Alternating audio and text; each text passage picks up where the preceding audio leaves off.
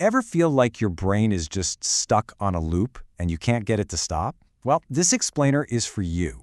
We are going to break down a really powerful science-backed way to stop overthinking dead in its tracks. And you want to know the best part? It only takes a minute. You know the feeling, right? Your mind just latches onto a single thought. Maybe it's a worry or something you wish you'd done differently, and it just plays it back again and again and again. You just feel completely and utterly stuck. Yeah, that's the one. That's the voice we're talking about. It's that internal DJ that just refuses to change the track. You feel like you should be in charge, but the off switch seems to be, well, missing. But what if I told you that there is an off switch and that you can flip it in just 60 seconds? That's not an exaggeration. That's the promise of what we're about to get into. Okay, so let's dig into what this stuck loop actually is. Because, and this is so important, our first instinct to just think our way out of it is actually the worst thing we can possibly do. I want you to really picture this. Every single time that thought loops around, you're not just thinking, you are burning through a vital resource. Your prefrontal cortex, that's the CEO of your brain, the part that makes decisions, is just guzzling its supply of dopamine. You are literally running the tank dry on the very fuel you need to solve problems. And that right there, that gets to the heart of the whole problem. When you try to use that exhausted, dopamine-depleted part of your brain to fix the problem, all you're doing is throwing more fuel on the fire. You just make the loop stronger and even harder to escape. So, if we want to break the loop, we have got to reframe the entire issue. This is not a failure of your logic. It's not a lack of willpower. This is a specific biological process in your brain that's gone a little haywire. And this is the absolute key. We think it's a thinking problem, right? That we can reason our way out of it. But what neuroscience tells us is that it's actually a brain chemistry problem.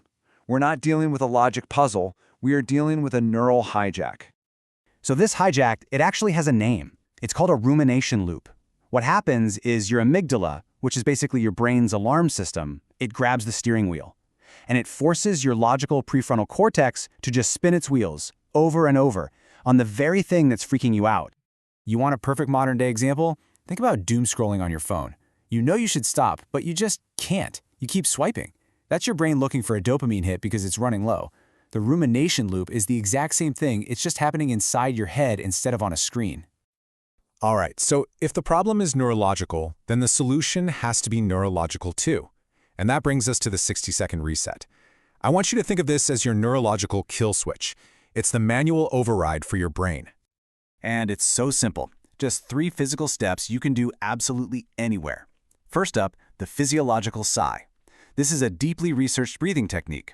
2 quick, sharp inhales through your nose, and then 1 long, slow exhale through your mouth. Step 2, the 5-4-3-2-1 sensory reset. This pulls you out of your head by forcing you to notice your environment. And step 3, the pattern interrupt. Just do something physical to change your state. Stand up, walk into another room, splash some cold water on your face. Okay, but how can something so basic be so powerful? Let's get into the science, because this is the cool part. You're not just distracting yourself here. What you're actually doing is manually taking control and rerouting your brain's own wiring.